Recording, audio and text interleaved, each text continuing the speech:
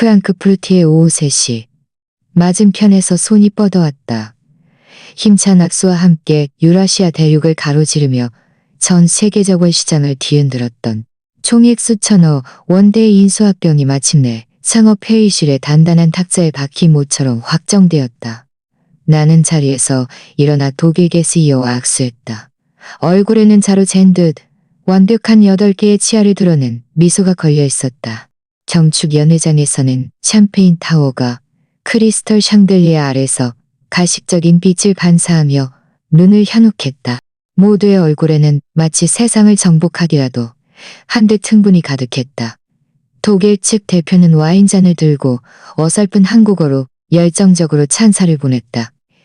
내가 자신이 만난 동방의 맹주 중 가장 젊고 과감한 사람이라고 했다. 10년 넘게 나와 함께 일해온 나의 비서실장 김인준 실장은 눈가가 빨개지도록 감격한 채 내 귀에 대고 목소리를 낮췄지만 그 목소리는 심하게 떨리고 있었다. 대표님, 심하게 떨리고 있었다. 나는 그저 가볍게 고개를 끄덕일 뿐 아무 말도 하지 않았다. 와인잔을 들어 피처럼 흔들리는 액체 너머로 창밖의 낯선 금융가를 바라보았다. 선두주자, 아마도 그렇겠지. 하지만 내게 있어 이것은 또 하나의 숫자 게임에서 이긴 것일 뿐이었다. 진정한 심장의 울림, 진정한 기쁨은 오직 한 사람과 나누고 싶었다. 나는 화장실을 간다는 핑계를 대고 축하주를 건네러 다가오는 인파를 헤치며 테라스로 나갔다. 바람이 제법 쌀쌀했다. 뼛속 깊이 새겨진 그 번호를 눌렀다. 소화기에서는 길고 긴 통화음이 울려 퍼졌다. 텅 빈 메아리처럼. 한참을 기다려도 아무도 받지 않을 것 같을 때 전화가 연결되었다. 여보세요. 그 목소리는 오랫동안 얼어붙었던 유리 조각처럼 맑고 차가웠다. 온기라곤 조금도 없었다. 회의 중이야. 용건 있으면 빨리 말해. 한서연, 내 아내였다. 방금 전 내 마음에 피어올랐던 따뜻함이 그 말 한마디에 순식간에 말라붙었다.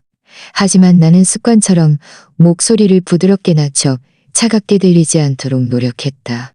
한강 프로젝트 인수합병이 성사됐어. 아, 그래? 알았어. 축하해. 그녀의 목소리는 스팸 메일에 답장하는 것처럼 담담했다. 이어서 다른 목소리가 들려왔다. 남자 목소리였다. 그녀의 곁에서 들려왔다. 일부러 낮춘 목소리였지만 여전히 서면했다. 한의사님, 이 데이터는 내 심장이 보이지 않는 손에 꽉 움켜쥐어진 듯 쿵하고 가라앉았다. 나 아직 바빠. 먼저 끊을게. 한서연은 내가 더 말할 기회도 주지 않고 급히 전화를 끊었다.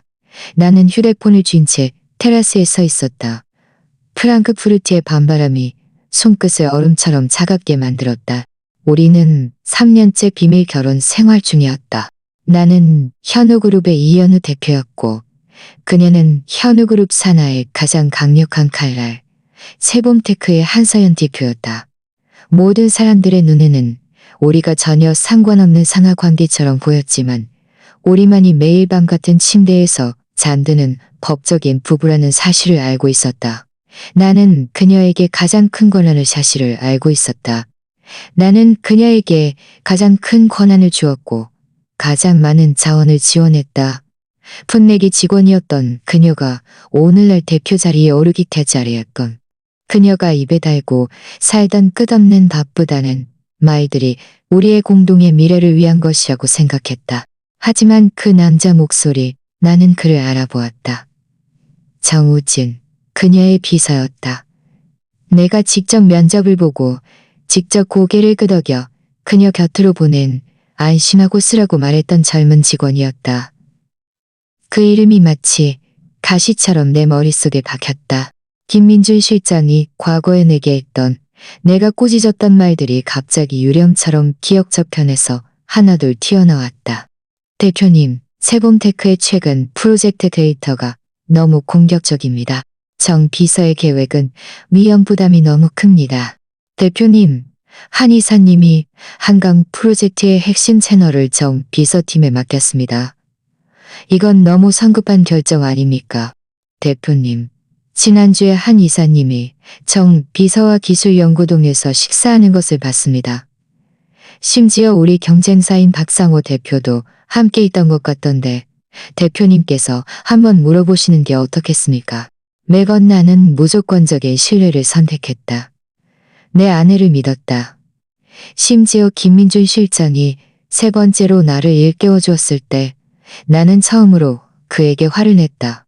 김 실장, 당신 일이나 신경 써. 서윤은 내 아내야. 내가 당신보다 그녀를 더 잘 알아. 지금 생각해보니 정말 우스운 이야기였다. 남편의 소위 신뢰가 한부와 직원의 객관적인 경고보다 못했다니. 나는 차가운 밤 공기를 깊이 들이마시고 눈을 감아 내 안에서 요동치는 쓰라린 감정을 억눌렀다. 그리고 몸을 돌려 연회장으로 돌아갔다. 평온한 미소, 악수, 응대. 나는 마치 프로그램된 로봇처럼 완벽하게 현우그룹 대표의 역할을 수행했다. 빈틈없이 연애가 끝날 때까지 호텔 최고층의 프레지덴셜 스위트룸으로 돌아왔다. 거대한 통유리창 너머로 프랑크푸르트의 찬란한 야경이 깨진 다이아몬드 조각처럼 펼쳐져 있었다. 나는 닉타이를 풀고 양복 재킷을 벗어던졌다. 그리고 힘없이 소파에 몸을 던졌다. 피로가 뼛속 깊은 곳까지 스며들어 있었다. 이 피로는 일 때문이 아니라 오직 사람의 마음 때문이었다. 습관적으로 노트북을 켰다. 받은 편지함은 축하 메일로 가득했다. 나는 대충 훑어본 후 모두 읽음으로 표시하려던 참이었다. 그때 한 통의 메일이 갑자기 시야에 들어왔다. 제목이 섬뜩한 붉은색으로 표시되어 있었다. 긴급. 발신자는 의미 없는 문자와 숫자 조합이었고 이름은 없었다. 메일 제목은 단 한 문장이었다. 이현우 대표님께 드리는 선물. 축하드리며 동시에 동정합니다. 내 눈썹이 옥신거렸다. 직감은 경보음처럼 내 머릿속에서 날카롭게 울렸다. 나는 메일을 클릭했다. 본문은 짧았다. 마치 악독한 저주처럼. 이 대표님께서 해외에서 당신의 상업 제국을 확장하며 지략을 펼치고 계실 때 당신의 뒷마당은 이미 활활 타오르고 있었습니다. 당신이 가장 신뢰했던 사람이 당신의 바로 곁에서 당신의 살점을 갉아먹고 당신의 제국을 노리고 있습니다. 당신이 사랑이라고 믿었던 것은 한편의 사기극이며 당신이 결실이라고 생각했던 것은 한바탕 웃음거리입니다. 말은 무력하지만 증거가 당신을 일깨워줄 것입니다. 공문 아래에는 3개의 첨부 파일이 있었다.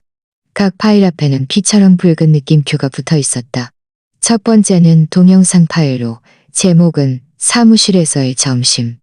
두 번째는 PDF 파일로 제목은 한강 프로젝트 자금 흐름도. 세 번째도 PDF 파일로 제목은 특별한 친자 확인서. 내 숨이 세 번째 첨부 파일 제목을 보자마자 거의 멈췄다. 결실, 웃음거리, 친자 확인. 나와 한서연의 아이, 하준이는 갓 한 달이 되었다. 지금 내가 하준이를 얼마나 그리워하는지, 이 세 글자를 보는 순간 내 심장이 얼마나 아팠는지. 내 손은 마우스 위에서 제멋대로 떨렸다. 관자놀이가 터질 듯 욱신거렸다. 닫아버리자. 이건 분명 경쟁사의 음모야. 내가 계약서에 서명하는 중요한 순간에 내 마음을 흔들려는 속셈일 거야. 하지만 감각기관에서 느껴지는 날카로운 통증은 덩굴처럼 내 심장을 옥죄어 왔다. 점점 더 조여들었다. 나는 화면을 뚫어지라 노려보았다. 손톱이 손바닥 살을 파고들었지만 아무런 통증도 느껴지지 않았다. 침묵. 죽음 같은 침묵이 흘렀다.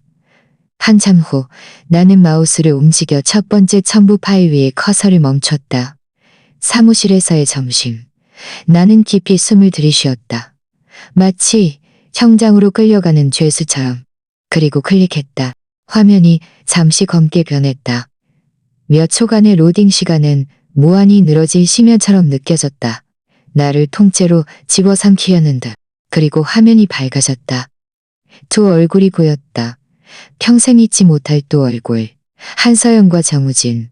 배경은 내가 너무나 익숙한 세봄테크 대표실이었다.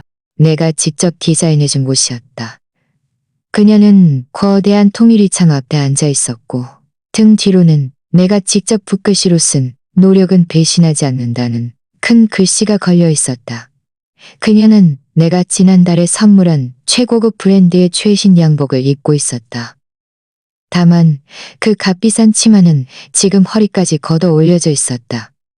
그리고 정우진, 내가 직접 발탁하고 장래가 촉망된다고 여겼던 그 젊은 재무 담당자는 그 젊은 재무 담당자는 동영상의 촬영 각도는 매우 교묘했다. 마치 책장 어딘가에 숨겨진 카메라로 찍은 듯 두 사람의 얼굴 표정이 선명하게 담겨 있었다. 한서연의 얼굴에는 내가 한 번도 본 적 없는 거의 황홀경에 가까운 매혹적인 표정이 떠올라 있었다. 그녀는 정우진의 머리카락을 쓰다듬으며 목소리를 애교 있게 늘어뜨렸다. 우진 씨, 이현우 그 답답한 양반은 지금 독일에서 뭘 하고 있을까? 정우진은 그녀의 품에서 고개를 들고 비웃었다. 그 젊고 잘생긴 얼굴에는 나이답지 않은 경멸이 가득했다. 뭘 하겠습니까? 분명 노부처럼 그늘 똑같은 검은 양복을 입고 외국인들과 조항 하나하나 따지고 있겠죠. 그 양반은 평생 그 정도밖에 안 돼요. 한서연은 웃음을 터뜨렸다. 그 웃음은 독이 섞인 꿀처럼 달콤했다. 그 양반이 그렇게밖에 안 돼야 우리 모자가 오늘날 이 좋은 날을 누릴 수 있지. 하지만 당신 말도 맞아. 그 사람은 정말 재미없어. 침대에서도 이사회 회의하듯이 효율만 따지고 당신 같지 않아? 이후의 말들은 차마 입에 담을 수 없을 정도로 저속했다. 마치 뜨거운 오물이 내 머리 위로 쏟아지는 것 같았다. 나는 무표정하게 화면을 응시했다. 분노는 느껴지지 않았다. 오직 차가움만이 피가 손끝부터 심장 깊숙한 곳까지 점차 얼어붙는 것 같았다. 답답한 양반, 로봇, 재미없어. 이것이 외부인들 앞에서는 상냥하고 이해심 많던 내 아내가 나를 향해 내린 가장 진실한 평가였다. 동영상은 계속되었다. 맞다. 내가 부탁한 일은 잘 처리했어? 정우진이 고개를 들었다. 유사스러운 승기가 얼굴에 가득했다. 한강 프로젝트 핵심 데이터를 이미 암호화된 채널로 박상우 대표에게 보냈어요. 이현우 대표가 인수합병을 발표하는 즉시 우리가 현우그룹의 핵심 기술에 중대한 보안 취약점이 있다고 소문을 퍼뜨리면 주가는 폭락할 겁니다. 그때 몇몇 자본가들과 함께 공매도를 치면 안팎으로 최소한 이 정도는 벌 수 있을 거예요. 그는 손가락 5개를 펼쳐 보였다. 한서연의 눈이 순간 밝아졌다. 마치 먹이를 발견한 굶주린 늑대처럼. 혹싱어구원, 이게 첫 번째야. 정우진은 더욱 의기양양하게 웃었다. 우리가 세봄테크를 텅 비우고 그 이현우라는 바보를 내쫓으면 현우그룹 전체가 우리 모자 것이 아니겠습니까? 우리 셋이겠지. 한서연이 그를 교정했다. 그녀는 평평한 아랫배를 부드럽게 쓰다듬었다. 그 눈빛에는 기이한 모성애가 빛나고 있었다. 그리고 우리 아기도. 아기가 자라면 여기에 있는 모든 것이 다 아기 것이 될 거야. 우리 아기. 정우진의 눈빛이 순간 한없이 부드러워졌다. 그는 한서연의 아랫배에 조심스럽게 귀를 대고 무언가를 듣는 듯 했다. 동영상 오른쪽 하단에는 날짜가 선명하게 표시되어 있었다. 1년 전 한서연은 임신 중이었다. 이 아이를 나는 목구멍에서 신물이 넘어오는 것을 느꼈다. 눈앞이 캄캄해지며 거의 쓰러질 뻔했다. 소파 팔걸이를 필사적으로 붙잡고 겨우 버텼다. 동영상 속 그들은 내가 세봄테크에 준 특별 권한을 이용해 자산을 단계적으로 빼돌리는 방법, 자신들의 사람을 심는 방법, 그리고 내가 가장 중요하게 여기는 몇몇 핵심 프로젝트에 손을 쓰는 방법을 논의하기 시작했다. 말 한마디 계획 하나하나가 날카롭고 독이 든 칼날처럼 내 가장 부드러운 곳을 정확히 찔렀다. 내가 믿었던 부부의 일심동체는 사실 늑대를 집안에 들인 것이었고, 심지어 한서연은 거의 자랑하듯이 이렇게 말했다. 이현우 그 멍청한 자식은 내가 자기를 사랑한다고 진짜 믿고 있어. 거울이나 보고 자기 얼굴 좀 보라고 해. 돈 몇 푼 있는 거랑 현욱으로 후계자라는 건 말고 내가 뭘 사랑할 게 있다고? 그 양반 아버지가 돌아가시고 서둘러 거치가 돌아가시고 서둘러 온의 지분을 다 주지 않았으면 내가 그 해에 어떻게 그 양반과 결혼하기로 동의했겠어? 정우진의 목소리에는 분노가 섞여 있었다. 그 노인네도 정말 편애가 심했어요. 아니었으면 우리가 이렇게까지 번거롭지 않았을 텐데. 고지야, 우진 씨. 곧 한서연이 그를 달랬다. 그녀의 목소리에는 독사 같은 쉬익거림이 섞여 있었다.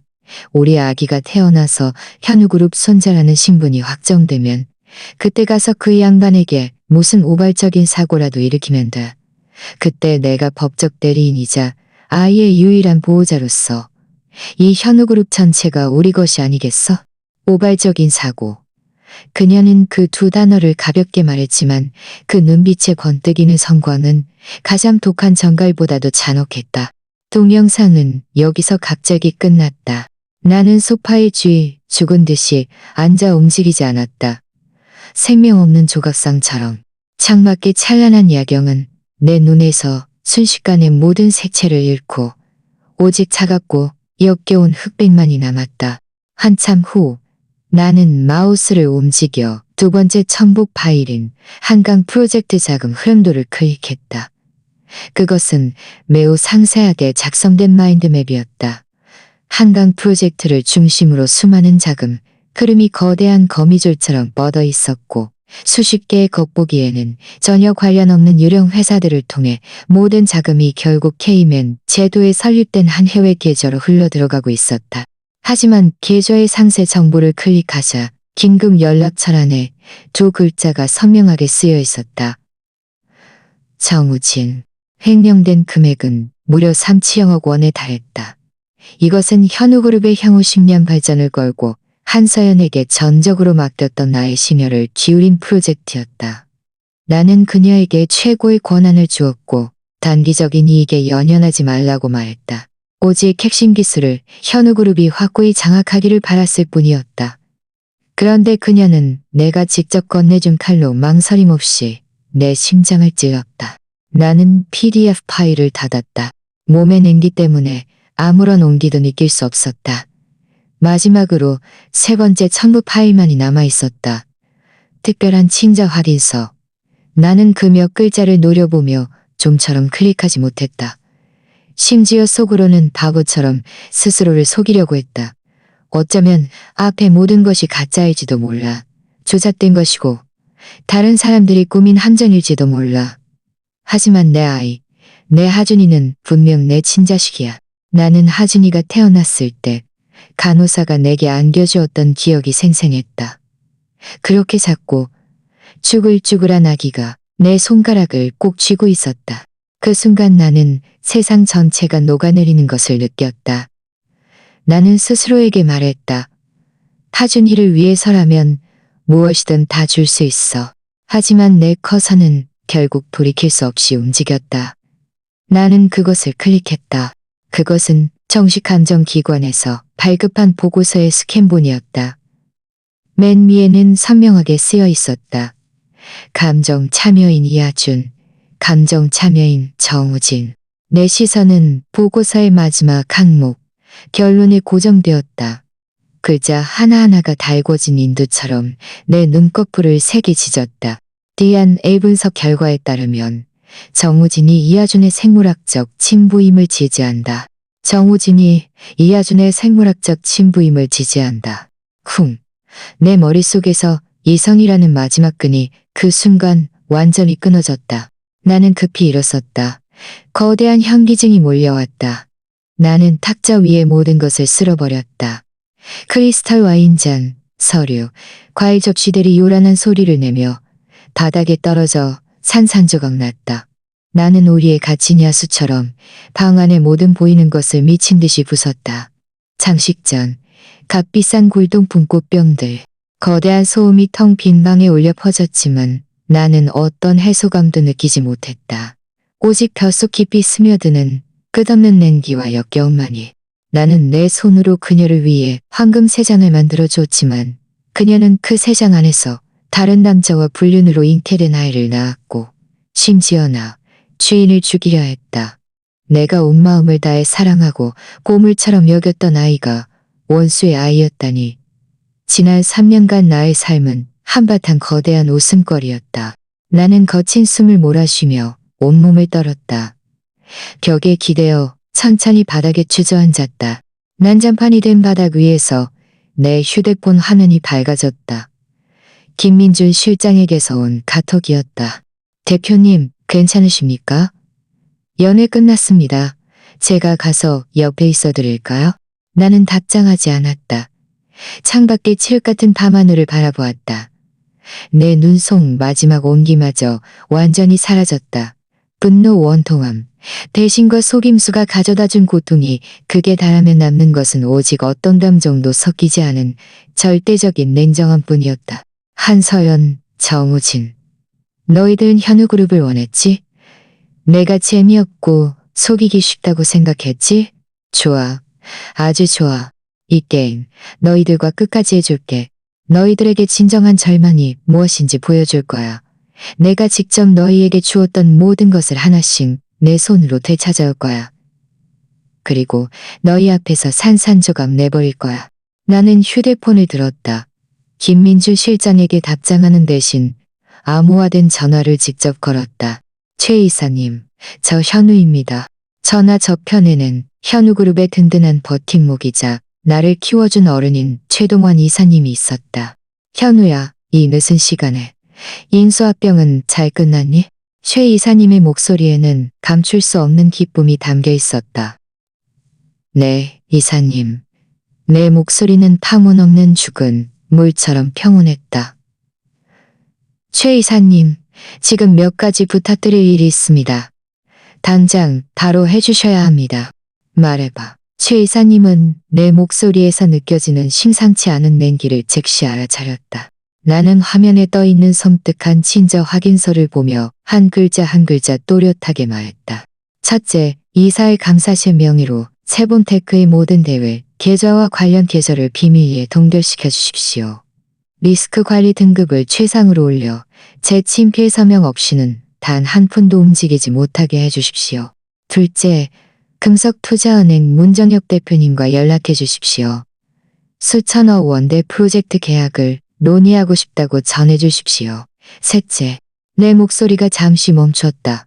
눈빛에는 극에 달한 잔혹한 빛이 스쳐 지나갔다.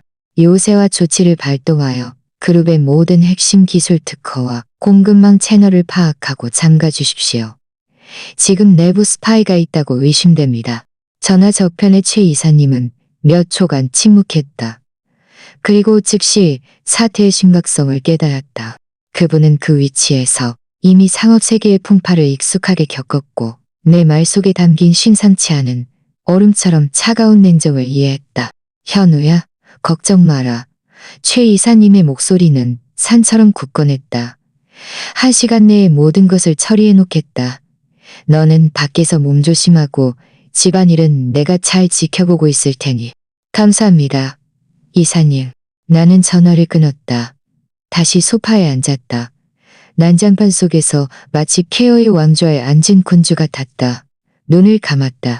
역겨운 동영상, 선명한 자금 흐름도, 그리고 내 인생이 한바탕 웃음거리였음을 선고하는 친자 확인서를 머릿속에서 한 번 더 되짚었다. 고통스러웠는가? 물론이다. 마치 누군가 녹슨 칼로 내 심장을 반복해서 도려내는 것 같았다. 하지만 도려낼 때마다 그 고통은 더욱 극심한 안위와 냉정함으로 변했다. 20살의 이현우는 현우그룹을 물려받아 10년 만에 그룹 자산을 10배로 불렸다. 사람을 뼈째 먹어치우는 자본시장에서 나는 단 한 번도 져본 적이 없었다. 내가 진 것은 오직 사람의 마음이었다. 내가 유일하게 진심을 주었고 유일하게 조건 없이 신뢰했던 여자에게 졌다. 그렇다면 더 이상 질 수는 없다. 지금 이 순간부터 나는 한서연의 남편이 아니다. 더는 그 불륜으로 잉태된 아이의 아버지가 아니다. 나는 그저 이현우, 현우그룹의 총수. 내가 주었던 모든 것을 되찾아올 사냥꾼일 뿐이다. 나는 흐트러진 셔츠를 정리하고 일어나 욕실로 걸어갔다. 차가운 물로 얼굴을 몇 번이고 헹궜다. 거울 속 내 눈은 핏발이 서 있었지만 그 눈빛은 섬뜩할 정도로 밝았다. 밤하늘에 타오르는 두 개의 불꽃처럼 거울 속 나 자신을 바라보며 입가에 차가운 미소를 지었다. 한서연, 정우진. 너희들 지금 아주 우쭐해 있겠지. 내가 바보처럼 너희 손바닥 안에서 놀고 있다고 생각하겠지? 해외에서 너희의 미래를 깔아주고 있다고 생각할 거야. 분명 내 전화를 기다리고 있겠지. 내가 이 엄청난 소식을 흥분해서 전해주길. 그러면 너희는 전화 저편에서 나를 대충 얼버무리면서도 배신의 쾌감을 즐기고 있겠지. 좋아. 그럼 내가 너희를 만족시켜줄게. 바로 그때 내 휴대폰 화면이 다시 밝아졌다. 발신자 표시에는 나를 역겹게 하는 두 글자가 떠 있었다. 서연. 그녀가 전화를 걸어왔다. 나를 떠보는 것일까? 아니면 자신의 승리를 자랑하려는 것일까? 나는 대리 한참 울리도록 내버려두었다. 자동으로 끊어지기 직전 마지막 순간에 천천히 전화를 받았다. 나는 즉시 말하지 않았다. 여보세요? 현우 씨, 듣고 있어? 한서연의 목소리가 들려왔다. 적절한 걱정과 함께 미묘하게 감출 수 없는 초조함이 섞여 있었다. 나는 잠시 기다렸다. 그리고 내 목소리에 방금 막 바쁜 일을 끝낸 듯한 피곤함과 잠긴 목소리를 섞어냈다. 듣고 있어. 괜찮아? 왜 이렇게 늦게 받아? 그녀가 물었다. 방금 독일 측 팀과 세부 사항을 검토하느라 좀 피곤해서. 내 말투는 담담했지만 빈틈이 없었다. 그럴 줄 알았어. 현우 씨는 분명 또 쉬는 걸 잊었을 거야. 한서연의 목소리가 즉시 부드러워졌다. 인수합병이 성사됐는데 기쁜 기색이 없어 보이네. 나는 속으로 비웃었다. 그녀는 내가 뭔가 눈치챘는지 확인하려는 것이었다. 동시에 국내 세봄테크 대표실은 환하게 불이 켜져 있었다. 한서연은 정우진의 품에 기대어 스피커폰을 켜놓은 채 얼굴에 흥분된 미소를 띠고 휴대폰을 다정하게 속삭이고 있었다. 정우진은 말없이 그녀 옆에 앉아 언제 돌아오느냐고 입 모양으로 물었다. 한서연은 마음을 읽은 듯 전화 저편에 대고 계속 말했다. 현우 씨, 언제 돌아올 거야? 나랑 아기가 보고 싶어. 그녀는 심지어 품에 안겨있는가 탄달된 아기를 살짝 고집었다. 아기는 즉시 가느다란 울음소리를 냈다. 들었지? 하준이도 아빠가 보고 싶대. 전화 이편에 나는 그 울음소리를 들으며 심장이 꿰뚫리는 듯 아팠다. 한때 이 울음소리는 나의 약점이었다. 하지만 지금은 그저 내가 얼마나 어리석었는지를 상기시켜줄 뿐이었다. 내 얼굴에는 아무런 표정도 없었지만 목소리에는 감동과 미안함을 가장했다.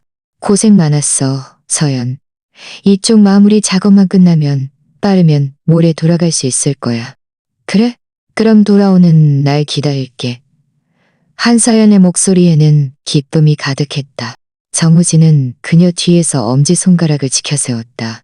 얼굴에는 더욱 노골적인 경멸과 득이양양함이 떠올랐다. 그들은 내가 또다시 속아 넘어갔다고 생각하는 모양이었다. 맞다. 나는 아무렇지 않은 척 말을 꺼냈다. 귀국하면 하준이 생후한 달 잔치를 열어서 현우그룹 친척들에게 정식으로 소개해주고 싶어. 어떻게 생각해? 이 말이 나오자 전화 저편의 한서연과 그녀 품에 안긴 정우진의 숨소리가 순간 멎었다. 이것이야말로 그들이 꿈꿔왔던 일이었다. 하준이의 신분이 현우그룹 전체 가족에게 인정받으면 그는 확고한 손자 자리를 차지하게 되고 그들의 계획은 절반 이상 성공하는 것이었다. 정말이야? 한서연의 목소리는 극도로 흥분하여 떨렸지만 그녀는 재빨리 감정을 숨겼다. 현우 씨, 정말 그렇게 결정한 거야? 우리 그냥 조용히 결정했어. 나는 그녀의 말을 잘랐다. 내 목소리에는 반박할 수 없는 단호함이 섞여 있었다. 예전엔 내가 잘못했어. 당신을 힘들게 했지. 이제는 당신과 아기에게 정식으로 이름과 명분을 주고 싶어. 현우 씨, 한서연의 목소리가 떨렸다. 내게 감동받은 듯 느끼는 소리였다. 만약 내가 그 동영상을 보지 않았다면 아마 정말 믿었을 것이다. 하지만 지금은 그녀가 오스카상을 받지 못한 것이 아쉬울 뿐이었다. 그럼 그렇게 하자. 장소는 당신이 골라 성대하게 치러야 해. 모든 사람에게 당신이 이현우의 아내이고 이하진이 이현우의 아들이라는 것을 알려야 해. 나는 한 글자 한 글자 더없이 진심 어린 목소리로 말했다. 한서연은 힘없이 대답했다. 전화를 끊은 후 사무실에서는 정우진의 억눌린 광기, 어린 웃음소리가 터져나왔다. 서연 씨, 들었어? 그 양반이 그 불륜으로 잉태된 아이, 우리 아기를 위해 생후 한 달 잔치를 열겠대. 당신 신분도 공개할 거고. 정우진은 흥분하여 한서연을 안았다. 우리가 성공했어. 곧 성공할 거야. 한서연도 안도의 한숨을 내쉬었다. 얼굴에는 감출 수 없는 광기가 서려 있었다. 내가 말했잖아. 이현우 이 남자는 재미는 없지만 나에게만큼은 말할 것도 없어. 그녀는 정우진의 품에 기대어 득이아냥하게 말했다. 마음속에 미안함을 느끼는 거야. 비밀 결혼이 나를 힘들게 했다고 생각해서 이제 나를 보상해 주려는 거지. 역시 당신이 최고야. 그 양반을 꼼짝 못하게 만들었어. 정우진이 그녀에게 입 맞췄다. 생후 한 달 잔치만 끝나면 하준이의 신부는 완전히 확정되는 거고, 다음 단계는 그 양반 손에 있는 지분을 우리 것으로 만드는 거야. 서두르지 마. 한서연의 눈에 계산적인 빛이 스쳐 지나갔다. 총알이 좀 더 날아가게도 그 양반이 지금 나한테 미안해할 때야. 이 기회에 한강 프로젝트에 남은 자금 권한도 손에 넣어야지. 계좌가 임시로 동결되지 않았어? 그룹에서 연간 감사를 한다고 하던데? 정우진이 미간을 찌푸리며 물었다. 작은 문제야. 한서연은 아무렇지 않은 듯 손을 흔들었다. 그 양반이 돌아오면 내가 애교 좀 부리고 울면 돼. 프로젝트 진행이 늦어진다고 말하면 그 양반이 풀어주지 않겠어? 그 사람은 효율을 가장 중요하게 여기는 사람이잖아. 두 사람은 서로를 보며 웃었다. 마치 현우그룹 전체가 이미 손안에 들어온 듯한 아름다운 미래를 보는 것 같았다. 그들은 몰랐다. 프랑크푸르트의 밤하늘 아래 내가 휴대폰을 내려놓자 얼굴의 온화함은 순식간에 사라지고 빙산처럼 차가운 냉정함만이 남았다는 것을. 생후 한 달 잔치? 그래, 열어야지. 성대하게 열어야지. 모든 이목을 집중시켜서. 왜냐하면 그건 경축 연회가 아니라 너희들의 단도대니까. 나는 무대가 필요했다. 너희들을 천국에서 한순간에 지옥으로 떨어뜨릴 수 있는 무대. 다음 날 나는 모든 인수인계 업무를 처리하고 국내로 돌아가는 전용기에 올랐다. 올 때는 의기양양했고 계약을 성사시켜 아내와 기쁨을 나누고 싶은 기대감으로 가득했다. 하지만 돌아갈 때는 내 마음이 깊이를 알 수 없는 차가운 바다처럼 고요했다. 김민준 실장이 내 곁에 서 있었다. 그는 내가 머물렀던 방의 난장판을 보았고 하룻밤 사이에 완전히 달라진 내 눈빛도 보았다. 그는 현명한 사람이었다. 어떤 일은 묻지 말아야 한다는 것을 알았지만 그의 눈에 담긴 걱정은 숨길 수 없었다. 대표님, 좀 쉬시는 게 어떻겠습니까? 10시간이 넘는 비행입니다. 나는 고개를 저었다. 그가 건넨 태블릿 PC를 받았다. 화면에는 최 이사님이 밤새도록 보내온 보고서가 있었다. 세범테크의 계좌는 모두 동결되었고 그 이유는 그룹 연간 재무, 리스크 감사에 협조하기 위함이었다. 금속투자은행의 문정엽 대표는 이미 회신을 보내왔다. 나의 수천억 원대 프로젝트 계약에 대해 매우 흥미를 느끼며 언제든 만날 수 있다고 했다. 요새화 조치도 이미 발동되었다. 그룹 내부의 기술 방화벽은 최고 등급으로 상향되었고 어떤 핵심 데이터의 외부 반출도 나와 최 이사님의 이중 승인을 거쳐야만 했다. 세 개의 그물만이 소리 없이 깔려 있었다. 하지만 그물 안의 물고기들은 아직 아무것도 모르고 있었다. 김 실장, 내가 불쑥 입을 열었다. 자네, 나를 얼마나 따랐지? 김 실장이 잠시 멈칫했다. 그리고 공손하게 대답했다. 대표님께서 그룹을 맡으신 때부터 딱 10년 됐습니다. 그 10년 동안 나에게 단 한 번이라도 거짓말을 한 적이 있나? 없습니다. 절대 없습니다. 김 실장이 즉시 허리를 고쳐 세웠다. 나는 고개를 끄덕였다. 그리고 그 익명 메일을 그에게 전달했다. 한번 봐봐. 김 실장은 의아해하며 태블릿을 받아들었다. 그가 첫 번째 동영상 파일을 클릭하자 그의 얼굴은 순식간에 의아함에서 경악으로 그리고 다시 창백함으로 변했다. 그의 손이 떨리기 시작했고 입술이 떨려 한마디도 할 수 없었다. 그가 모든 첨부 파일을 다 보고 나자 털썩 무릎을 꿇으려 했다. 대표님, 제 불찰입니다. 제가 일찍이 뭔가 이상하다는 것을 알았지만 강력하게 막지 못했습니다. 일어나. 내가 담담하게 그의 말을 잘랐다. 이 일은 자네 탓이 아니야. 내가 스스로 욕심에 눈이 멀었던 탓이지. 나는 그에게 과거에 나에게 경고했던 말들을 다 기억하고 있다는 것을 말하지 않았다. 다만 그때 나는 사람을 선택했고 지금은 냉철함을 선택했을 뿐이었다. 대표님, 그럼 이제 어떻게 해야 합니까? 당장 김 실장의 눈에 분노가 번뜩였다. 그는 체포하는 듯한 손짓을 했다. 아니, 나는 고개를 저었다. 창밖의 구름 바다를 바라보았다. 그들을 직접 죽이는 건 너무 쉬워. 나는 그들이 가장 높은 곳까지 기어 올라가 꿈이 이루어졌다고 착각하는 그 순간에 내 손으로 그들을 발로 차서 산산조각 내버릴 거야.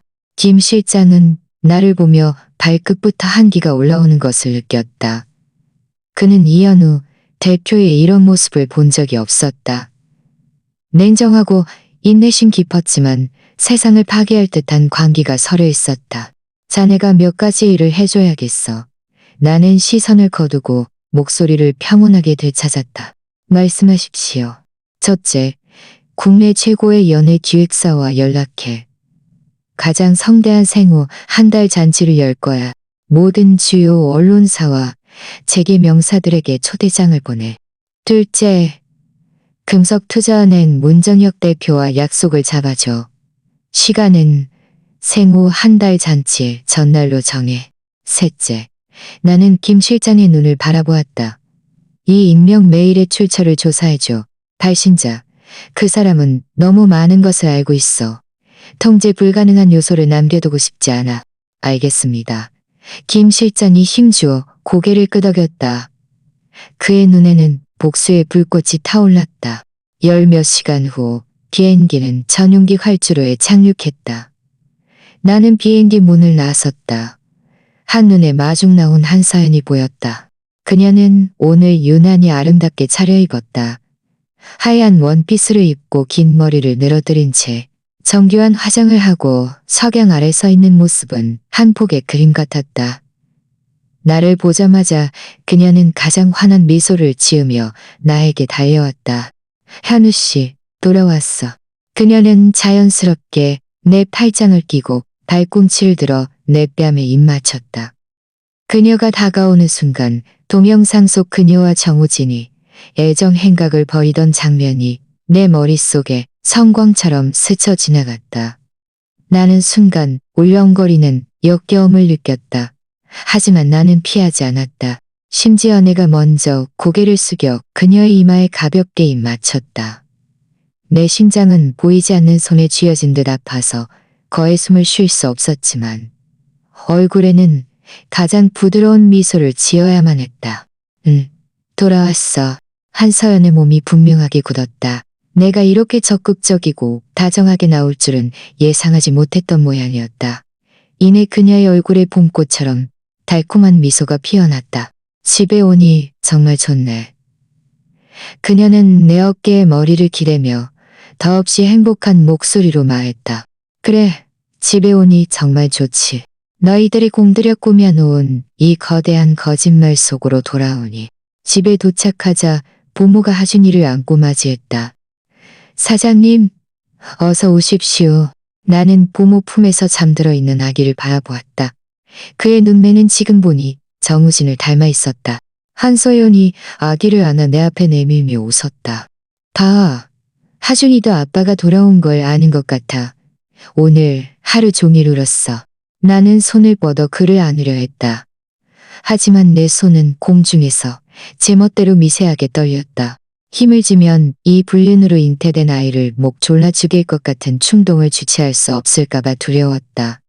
나는 깊이 숨을 들이쉬고 온몸에 힘을 다해 그 피에 굶주린 충동을 억눌렀다.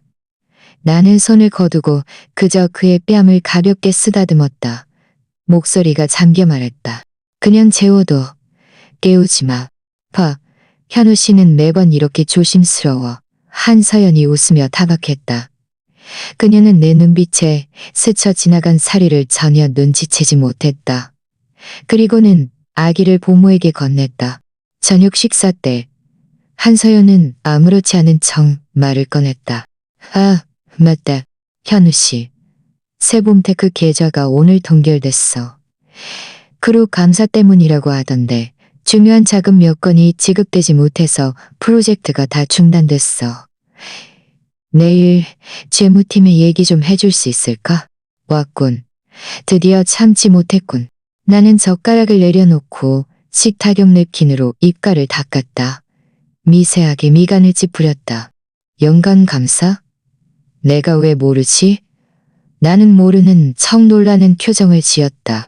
아마 현우 씨가 해외에 나간 동안 최 이사님 쪽에서 결정한 것 같다. 한서연은 조심스럽게 내 얼굴색을 살피며 말했다. 알다시피 한강 프로젝트는 지금 중요한 시기잖아. 하루하루가 중요해. 이 자금이 중단되면 손실이 너무 커. 그녀는 진심을 다해 말하는 듯했다. 마치 정말 회사를 걱정하는 것처럼. 나는 속으로 비웃었다. 프로젝트 중단이 두려운 건가? 아니면 너의 작은 금고가 채워지지 않을까 두려운 건가? 나는 잠시 생각했다. 이렇게 하자. 나는 그녀를 바라보았다. 내 눈빛은 온화했지만 단호했다. 내일 오전에 그룹 본사로 와. 회의를 열어서 모든 이사님들 앞에서 한강 프로젝트 진행 상황과 향후 자금 수요를 상세하게 보고해. 그들을 설득하기만 한다면 내가 즉시 특별 승인으로 이 자금을 집행할게. 모든 이사님들 앞에서. 한서연은 멍해졌다. 이것은 그녀가 생각했던 것과 달랐다. 그녀는 내가 말 한마디로 해결해 줄 것이라고 생각했다. 나는 고개를 끄덕였다. 명분은 그럴듯했다. 당신은 지금 세봄테크 대표이고 이현우의 아내야. 당신의 능력은 모든 사람에게 보여지고 인정받아야 해. 이것이 당신을 증명할 가장 좋은 기회이기도 하고. 게다가 내가 없던 동안 당신이 고생 많았잖아. 이번 보고는 당신의 공로를 인정하는 자리이기도 해. 모든 사람에게 이번 수천억 원대 인수합병이 성공할 수 있었던 것은 당신의 후방 지원 덕분이라는 것을 알려주고 싶어. 내 말은 빈틈없었고 그녀를 향한 애정과 지지로 가득한 것처럼 들렸다. 한서연의 눈에 서려있던 의심이 점차 사라지고 그 자리를 야심과 허영심이 불타는 빛으로 채웠다. 모든 이사들 앞에서 보고 이것이야말로 그녀가 꿈꿔왔던 현우그룹 권력의 핵심으로 진입할 수 있는 기회가 아닌가. 이번 보고를 잘만 한다면 미래의 여주인 자리를 확고히 할 수 있을 거야. 좋아. 그녀는 힘주어 고개를 끄덕였다. 눈에는 자신감과 기대가 가득했다. 현우 씨, 걱정 마. 절대 실망시키지 않을게. 나는 웃었다. 그래. 제발 날 실망시키지 마. 왜냐하면 내가 너희들을 위해 준비한 무대는 이미 완벽하게 마련되었으니까. 내일은 에피타이저일 뿐이야. 진정한 메인 요리는 그 수많은 이목이 집중된 생후 한 달 잔치에서 펼쳐질 거야. 다음 날 오전 9시 현우그룹 최고층 이사회 회의실. 길고 타원형의 회의 탁자 주위에는 현우그룹의 모든 핵심 이사들과 원로들이 앉아 있었다. 최 이사님은 내 왼편에 앉아 있었고 표정은 엄숙했다. 분위기는 너무나 무거워 물이라도 떨어질 것 같았다. 이것은 내가 귀국 후 처음으로 주재하는 공식 이사회였다. 한서연은 공들여 고른 정장 차림에 흐트러짐 없는 화장을 하고 노트북을 든 채 프로젝터 앞에 가득한 자신감으로 서 있었다. 그녀는 이것이 자신의 빛나는 순간 회사 대표에서 그룹 권력의 핵심으로 나아가는 첫걸음이라고 생각했다. 그녀는 몰랐다. 이곳은 심판정이었고 그녀는 공개 처형을 기다리는 죄수였다. 이사님들 안녕하십니까? 나는 목을 가다듬었다. 회의실은 순식간에 죽은 듯 조용해졌다. 오늘 여러분을 모신 이유는 크게 두 가지입니다. 첫째, 그룹의 독일 기업 인수합병이 성공적으로 완료되었음을 공식적으로 보고드립니다. 내 말이 끝나자마자 회의실에는 억눌린 흥분의 소란이 일었고 이내 뜨거운 박수갈채가 터져나왔다. 나는 손을 들어 모두를 조용히 시켰다. 그리고 시선을 한서연에게로 돌렸다. 눈빛에는 격려와 칭찬이 담겨 있었다. 그리고 이번 인수합병의 성공은 전방 팀의 노력 외에도 우리 후방의 가장 중요한 기술 지원, 한강 프로젝트 덕분이었습니다. 이제 한강 프로젝트 총책임자이자 세범테크 대표이신 한서연 대표님께서 프로젝트 진행 상황과 향후 계획에 대해 상세히 보고해 주시겠습니다. 다시 한번 박수 소리가 들렸다. 하지만 이번 박수에는 약간의 의심과 호기심이 섞여 있었다. 이곳에 모인 노회한 이사들에게 한서연이라는 이름은 익숙하면서도 낯설었다. 그들은 그녀가 세범테크 대표라는 것을 알았고 나와 관계가 깊다는 것도 어렴풋이 알고 있었지만 이렇게 높은 수준의 회의에 나타난 것은 처음이었다. 한서연은 깊이 숨을 들이쉬었다. 모든 이목이 자신에게 집중되는 느낌을 즐기며 얼굴에는 완벽한 직업적 미소가 떠올랐다. 이현우 대표님, 그리고 이사님 여러분, 감사합니다. 그녀는 PPT를 열고 막힘없이 설명하기 시작했다. 인품을 제외하면 확실히 뛰어난 연설가였다. 그녀의 PPT는 완벽하게 만들어졌다. 데이터는 상세했고 도표는 명확했으며 논리는 매끄러웠다. 그녀는 한강 프로젝트의 기획 단계부터 기술 전망관, 그리고 시장 전망관, 그리고 시장 전망부터 미래 재무 모델까지 열정적으로 설명했다. 만약 내가 미리 그 자금 흐름도를 보지 않았다면 거의 박수를 칠 뻔했다. 나는 의자 등받이에 기대어 무표정하게 그녀의 연기를 지켜보았다. 손가락으로 탁자를 가볍게 두드렸다. 규칙적이고 둔탁한 소리가 한 번 또 한 번, 마치 그녀의 장례식종을 울리는 것 같았다. 한서연의 연설은 점차 핵심, 즉 자금으로 들어섰다. 한강 프로젝트는 현재 3단계, 즉 핵심 기술 개발 단계에 진입했습니다. 이 단계에서는 해외 정밀 설비 구매와 필수적인 기술 공략을 위해 막대한 자금이 필요합니다. 그녀가 말하는 기술 공략이 무엇을 의미하는지 이곳에 모인 사람들은 모두 알았다. 돈으로 사람을 빼오거나 혹은 공공연히 드러낼 수 없는 기술 특허를 사들이는 것. 하지만 그녀는 말을 바꾸며 얼굴에 적절한 난처함을 드러냈다. 어제부터 세범테크의 모든 계좌가 그룹 재무팀에 의해 연간 감사를 이유로 동결되었습니다. 이로 인해 여러 건의 구매 계약을 이행할 수 없게 되었고 심지어 거액의 위약금 위험에 직면했습니다. 이것은 프로젝트 전체 진행을 늦출 뿐만 아니라 우리가 앞선 두 단계에 투자했던 거의 사용영업 원의 자금이 물거품이 될 수도 있습니다. 그녀의 말은 힘이 있었고 오해받은 억울함과 프로젝트 손실에 대한 안타까움이 섞여 있었다. 곤란하군. 회의실에 웅성거림이 일었다. 몇몇 이사들은 미간을 찌푸리며 나와 최 이사님을 바라보았다. 그들의 눈빛에는 질문이 담겨 있었다. 한서연이 원했던 것이 바로 이 효과였다. 그녀는 모든 사람이 그룹의 관료주의와 재무부서의 경직성이 수천억 원대 프로젝트의 추진을 방해하고 있다고 생각하게 만들고 싶었다. 그리고 그녀는 부당하게 피해를 입고 발목 잡힌 공신이었다. 그래서 그녀는 마지막으로 나에게 시선을 고정했다. 눈빛에는 간절함과 기대가 가득했다. 이사회, 그리고 이현우 대표님께 간곡히 요청합니다. 세범테크 계좌 동결을 즉시 해제해 주시고 다음 단계 3천억 원의 자금 신청을 승인해 주십시오. 자금만 확보된다면 3개월 내에 한강 프로젝트의 핵심 기술 성과가 공식적으로 출시될 수 있도록 보장하겠습니다. 3천억 원. 이 숫자는 현장에 있던 모든 이사들의 숨을 먹게 했다. 이것은 현우그룹 안의 유동자금의 거의 전부였다. 정말 큰 욕심이군. 한서연은 고고한 공자처럼 고개를 들었다. 그녀는 내가 승인할 것이라고 확신했다. 내가 한강 프로젝트를 얼마나 중요하게 생각하는지 알고 있었기 때문이었다. 또한 이 사회 앞에서 아내인 자신의 체면을 지켜줄 것이라고 확신했다. 그녀는 3천억 원만 손에 들어오면 자신과 정우진이 현우그룹을 완전히 텅 비우고 도주할 수 있을 것이라고 더욱 확신했다. 회의실은 죽은 듯 고요했다. 모든 사람이 내가 결정을 내리기를 기다리며 나를 바라보았다. 나는 천천히 몸을 일으켰다. 양손을 깍지 끼고 탁자 위에 올려놓았다. 나는 한서연을 보지 않고 최 이사님 옆에 앉아있는 재무총괄이사 50대의 철두철미한 여성 강지혜 이사에게 시선을 돌렸다. 강 이사님, 내가 담담하게 입을 열었다. 말씀해 주십시오. 왜 갑자기 세범테크 계좌를 동결했습니까? 지목된 강 이사는 안경을 고쳐 쓰고 일어섰다. 무표정하게 대답했다. 보고 드립니다.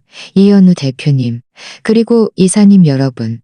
저희는 그룹 각 자회사에 대한 단기 재무 감사 중 세범테크의 자금 흐름에서 중대한 이상 징후를 발견했습니다. 한서연의 얼굴색이 순식간에 변했다. 무슨 이상 징후요? 그녀가 날카롭게 반박했다. 우리 회계장부는 모두 투명하고 깨끗합니다. 어떤 감사도 두렵지 않습니다. 강 이사는 그녀를 무시하고 자신의 노트북을 열어 화면을 프로젝터에 띄웠다. 화면에는 빽빽하게 채워진 표가 나타났다. 저희는 지난 반년 동안 세범테크가 기술 구매, 프로젝트 외주, 컨설팅 서비스 등의 명목으로 37개의 유령 회사에 총 37억 원을 지급한 것을 발견했습니다. 강 이사의 목소리는 냉정하고 명확했다. 하지만 이상하게도 이 37개 회사는 모두 최근 1년 내에 설립되었고 자본금은 모두 1억 원 이하였습니다. 또한 법인 대표는 모두 이름 없는 개인이었습니다. 더욱 공교롭게도 이 37개 회사의 등록 주소는 모두 같은 비즈니스 센터의 세계 사무실을 가리키고 있었습니다. 한서연의 얼굴은 이미 창백함을 넘어 핏기 없는 잿빛으로 변해 있었다. 그녀는 주먹을 꽉 쥐고 강 이사를 노려보았다. 강 이사는 그녀의 시선을 보지 못하는 듯 계속 말했다. 저희는 이 자금의 최종 흐름을 추적했습니다. 그리고 여러 번의 전환을 거쳐 K맨 제도에 있는 글로리 글로벌 투자라는 해외 역의 계좌로 모두 입금된 것을 발견했습니다. 그리고 이 계좌는 어제 전액을 다른 개인 계좌로 이체하려 시도했습니다. 그녀는 잠시 말을 멈췄다.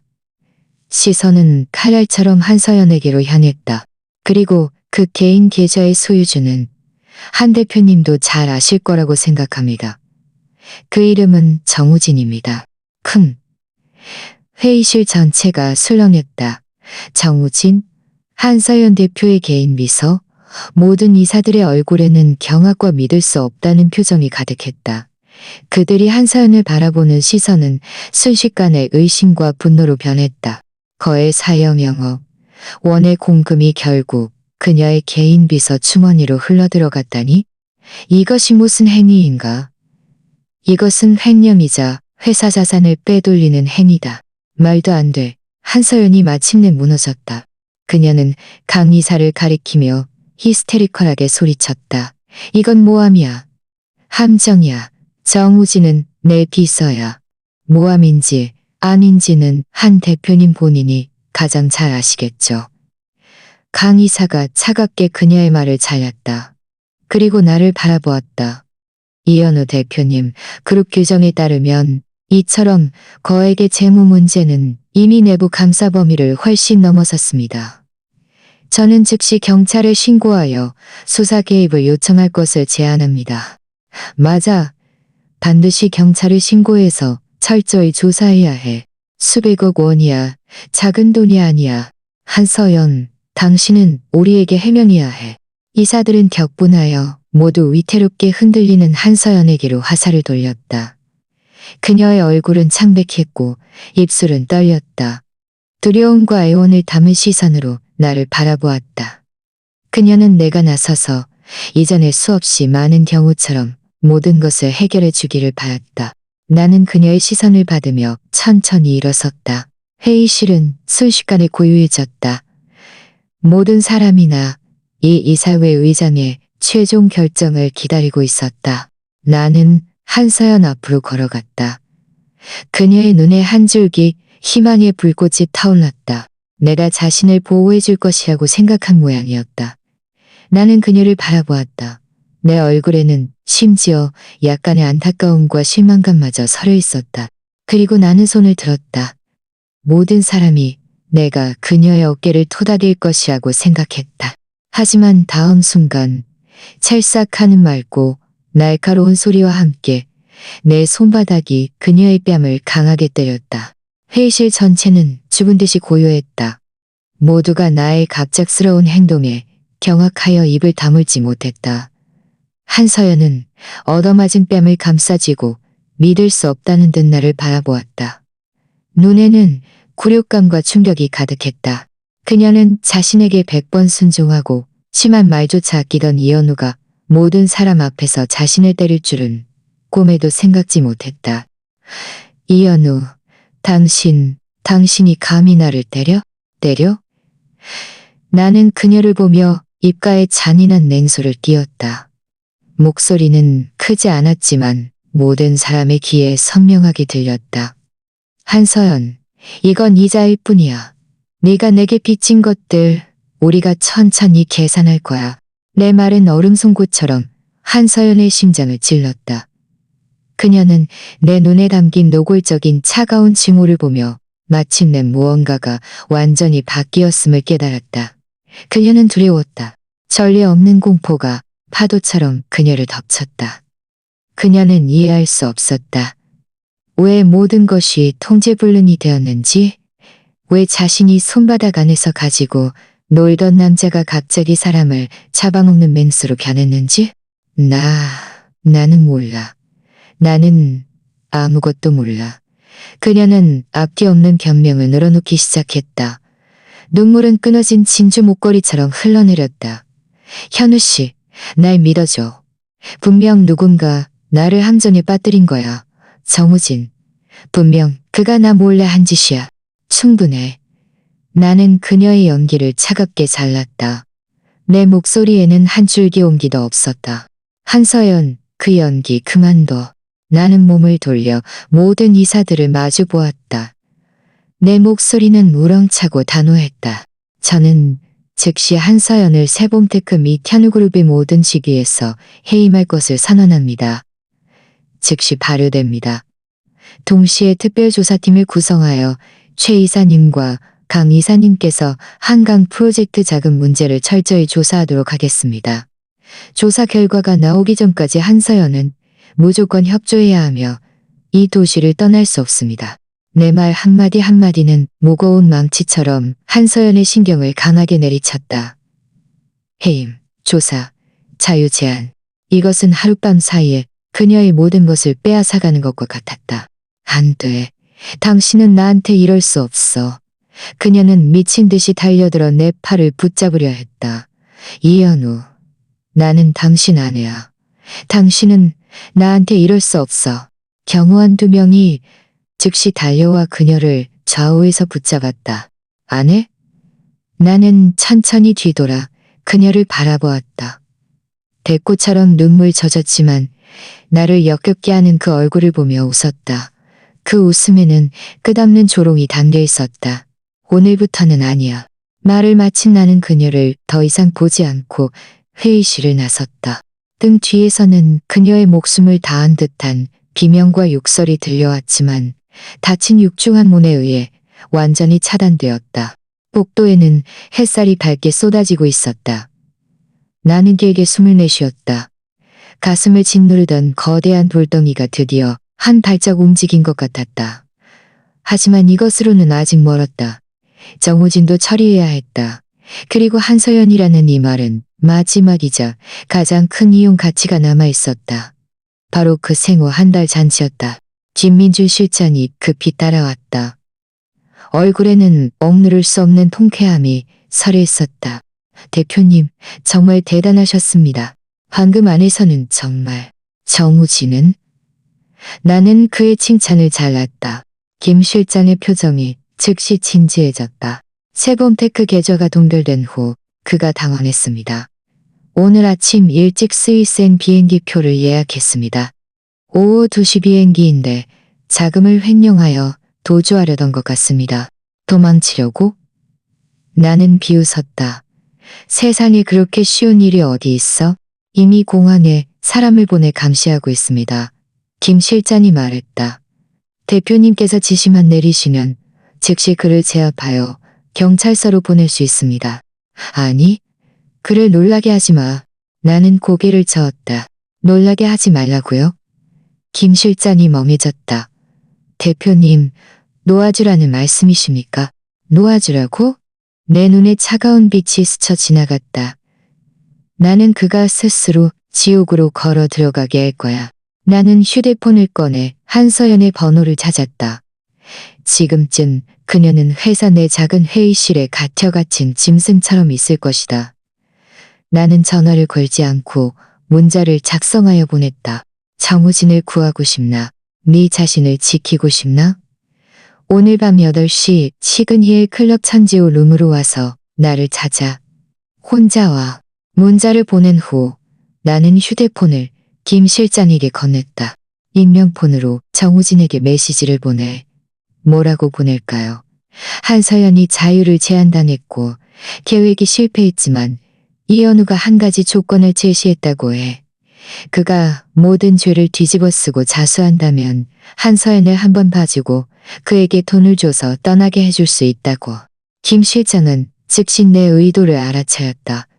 이것은 양의 탈을 쓴 계략이었다. 한서연에게 정우진은 유일한 구명줄이었다. 그녀는 그가 나타나 모든 책임을 자신에게 미루도록 해야 했다. 그래서 그녀는 무슨 수를 써서라도 그를 연락하고 설득하여 자수하게 만들 것이다. 그리고 정우진에게 이 익명 문자는 그를 딜레마에 빠뜨릴 것이다. 만약 그가 믿지 않고 도망친다면 한서연은 자신을 보호하기 위해 필연적으로 그를 밀고 할 것이다. 그는 똑같이 전 세계 수백 경제 사범이 될 것이다. 그들은 서로를 계산하기 시작할 것이다. 만약 그가 믿고 자수한다면 어쩌면 약간의 살 길이 있을지도 모른다. 그리고 나는 그들이 서로 물어뜯는 개싸움을 보고 싶었다. 대표님, 이 계략 정말 대단합니다. 김 실장이 진심으로 감탄했다. 나는 아무 말도 하지 않고 창밖의 도시 풍경을 바라보았다. 달 아래로 자동차들이 끊임없이 흘러갔다. 대단하다고? 아니, 그렇지 않아. 소인배를 상대하려면 소인배의 방법을 써야 해. 나는 그들에게 사람이 될 기회를 주었어. 하지만 그들은 스스로 악마가 되기를 선택했지. 밤이 내리고 화려한 불빛이 도시를 밝혔다. 시그니의 클럽은 이 도시 최고의 프라이빗 클럽이었다. 보안이 철저하고 사생활 보호가 완벽하여 재계 명사들이 즐겨 찾는 곳이었다. 천지호 룸에는 희미한 스탠드 조명 하나만 켜져 있었다. 나는 거대한 홍목 차탁 뒤에 홀로 앉아 최고급 한국 전통차 한 주전자를 우려내고 있었다. 차 향기는 내 눈썹을 흐릿하게 만들었고 내 눈에 담긴 모든 감정을 지워주었다. 나는 한서연을 기다렸다. 그녀가 분명 올 것이라는 것을 알고 있었다. 왜냐하면 이것이 지금 그녀가 붙잡을 수 있는 유일한 희망이었기 때문이었다. 밤 8시 정각, 룸문이 노크되었다. 문이 열리고 한서연이 들어섰다. 그녀는 초라했던 정장 대신 수수한 원피스를 입고 있었다. 얼굴에는 오전에 맞았던 뺨의 흔적을 곰들여 가렸고 머리도 다시 정돈했다. 하지만 붉게 부어오른 눈은 여전히 그녀 내면의 불안과 공포를 드러내고 있었다. 그녀는 홀로 앉아있는 나를 보고 눈에 놀라움을 스치더니 이내 재빨리 내 앞으로 다가와 처마듯 비굴한 미소를 지었다. 현우 씨, 나는 그녀를 무시하고 차를 싣고 잔을 데우고 차를 우려내는 일에만 몰두했다. 동작 하나하나가 우아하고 침착했다. 마치 그녀가 아무런 상관없는 배경인물이라도 되는 것처럼. 한서연은 어색하게 그 자리에 서서 어찌할 바를 몰랐다. 내가 잘 우려낸 차 한 잔을 그녀 앞에 내밀 때까지 앉아. 나는 한마디를 뱉었다. 그녀는 큰 은혜라도 받은 듯 조심스럽게 내 맞은편 방석에 앉았다. 몸은 꼿꼿하게 긴장되어 있었다. 말해봐. 나는 내 찻잔을 들고 가볍게 뜨거운 김을 불었다. 나를 찾아온 이유가 뭐야? 나는 분명 그녀를 오라고 한 사람이었지만 오히려 그녀에게 나를 찾아온 이유를 물었다. 이것이 바로 주도권을 잡는 방법이었다. 나는 그녀를 처음부터 절대적인 수세에 몰아넣고 싶었다. 한서연의 얼굴이 창백해졌다. 그녀는 무릎 위에 놓인 손으로 치마를 꽉 쥐었다. 현우 씨, 오전 일은 오해였어. 내 말 좀 들어봐. 해명. 나는 찻잔을 내려놓고 고개를 들어 그녀를 바라보았다. 내 눈빛은 평온했지만 창근 같은 압력을 담고 있었다. 해명해봐. 3,700억 원의 공금이 어떻게 네 정부의 개인 계좌로 흘러들어갔는지. 정부라는 두 글자를 내가 담담하게 말하자 한서연의 몸이 심하게 떨렸다. 마치 바늘에 찔린 것처럼. 그는 내 정부가 아니야. 그와 나는 그저 평범한 상하 관계일 뿐이야. 그녀는 필사적으로 변명했다. 목소리는 죄책감 때문에 날카롭게 들렸다. 오. 나는 눈썹을 치켜떴다. 옆에 놓인 서류 가방에서 출력된 사진 몇 장을 꺼내 그녀 앞 차탁에 던졌다. 사진 속에는 그녀와 정우진이 사무실, 호텔, 지하 주차장 등 다양한 장소에서 애정 행각을 벌이는 장면들이 담겨 있었다. 각도와 선명도는 그 동영상보다 훨씬 뛰어났다. 이것들은 내가 김 실장에게 네 명의 탐정을 시켜 밤새도록 지거오게 한 것이었다. 한서연은 사진을 보는 순간 온몸이 굳어버렸다. 얼굴에서 핏기가 순식간에 사라지고 죽은 사람처럼 창백해졌다. 그녀는 모든 것이 끝났다는 것을 알았다. 아무리 변명해도 이 철저한 증거들 앞에서는 무력할 뿐이었다. 털썩. 그녀는 방석에서 미끄러져 바닥에 무릎을 꿇었다. 내 발치로 기어와 내 바지가랑이를 붙잡았다. 모든 존엄을 내던지고 목 놓아 울었다. 현우 씨, 내가 잘못했어. 정말 잘못했어. 이번 한 번만 용서해줘. 응? 내가 한순간 어리석었어. 정우진이 나를 꼬드겼어. 다 그가 시켜서 이렇게 한 거야. 그녀는 정우진에게 모든 책임을 전가하는데 주저함이 없었다. 그가 어떻게 감언이설로 자신을 속였는지, 어떻게 직위를 이용해 위협했는지, 어떻게 서류를 위조하여 서명하게 했는지. 그녀는 자신을 모지하고 나약하며 속아 넘어간 피해자로 만들었다. 현우 씨, 당신의 연기력은 정말 감탄할 만해. 나는 조용히 들었다. 말을 끊지 않았다. 내 얼굴에는 심지어 약간의 동정심마저 떠올랐다. 그녀가 목소리가 잠기고 목이 마를 정도로 울고 나서야 나는 천천히 몸을 굽혔다. 손을 뻗어 그녀의 얼굴에서 눈물을 부드럽게 닦아주었다. 예전과 똑같이 다정한 동작이었다. 서연아. 내 목소리에는 그녀에게 익숙하고 그리웠던 응석을 받아주는 듯한 뉘앙스가 담겨 있었다. 나는 네가 그런 나쁜 여자 아니라는 걸 알아. 한서연의 눈이 순간 마지막 희망의 불꽃처럼 터져 나왔다. 그녀는 내가 자신을 믿었다고 생각했다. 내가 여전히 자신을 뼈저리게 사랑하고 모든 것을 해결해 줄 수 있는 이현우라고 생각했다. 현우 씨, 당신은 나를 믿어주는 거지? 믿어. 나는 고개를 끄덕였다. 그녀를 부축하여 다시 방석에 앉히고 그녀에게 뜨거운 차 한 잔을 더 따라주었다. 하지만 나는 말을 바꾸었다. 하지만 이 사회에는 내가 어떻게 해명해야 할지 모르겠어. 3,700억 원은 작은 돈이 아니야. 누군가는 이 책임을 져야 할 거야. 한서연은 즉시 내 의도를 알아차렸다. 정우진. 모든 것은 그가 한 짓이야. 그를 잡기만 하면 나의 결백을 증명할 수 있어. 하지만 그는 이미 도망쳤잖아? 안 그래? 나는 못내 아쉬운 듯 한숨을 쉬었다.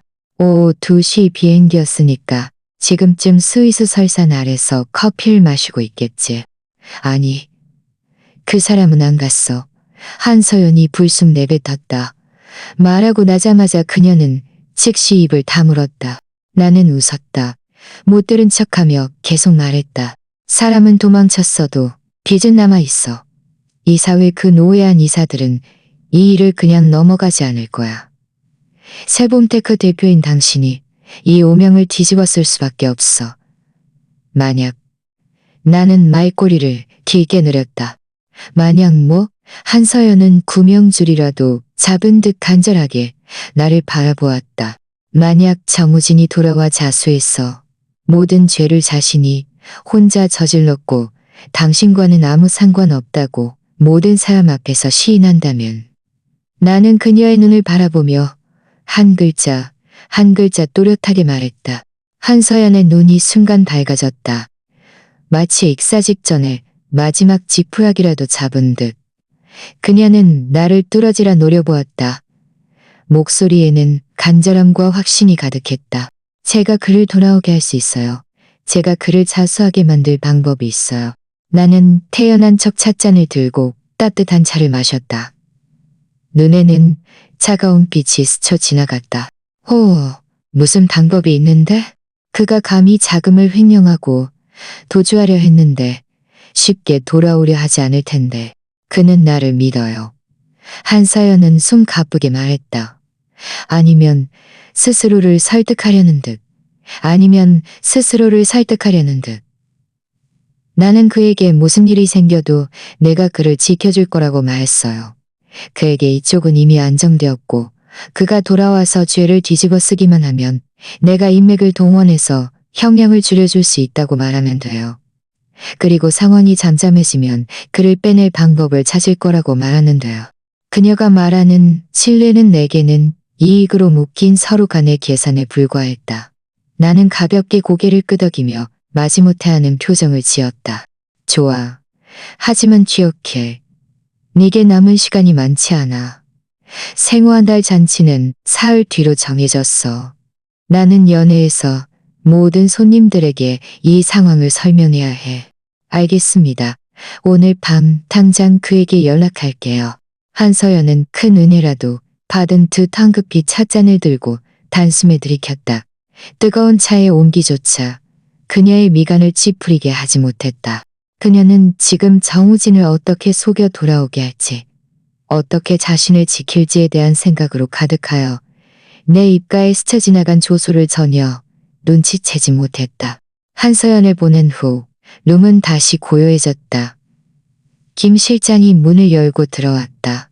손에는 서류를 들고 있었고 표정은 심각했다. 대표님, 익명 메일의 출처를 알아냈습니다. 세봄테크의 오랜 직원 중 한 명으로 한강 프로젝트의 하부 데이터 정리를 담당했던 사람입니다. 그는 일찍이 정우진이 데이터를 조작하고 자금을 빼돌린 흔적을 발견했지만 보복이 두려워 계속 침묵하고 있었습니다. 이번에 대표님께서 해외에서 계약을 성사시키시는 것을 보고 대표님께서 속아 넘어갈까봐 익명으로 메일을 보냈다고 합니다. 현명한 사람이군. 나는 서류를 받아들고 직원 정보를 훑었다. 그에게 위로금을 주고 이 도시를 떠나 안전하게 살 수 있는 곳으로 보내줘. 그리고 한서연의 휴대폰을 감시. 그녀와 정우진의 통화 기록, 채팅 기록을 한 글자도 빠짐없이 내게 보내. 알겠습니다. 김 실장이 힘주어 고개를 끄덕이고 물러났다. 나는 차 타기에 앉아 다시 차를 우려냈다. 차 향기가 은은하게 퍼지는 동안 과거의 조각들과 눈앞에 음모가 교차했다.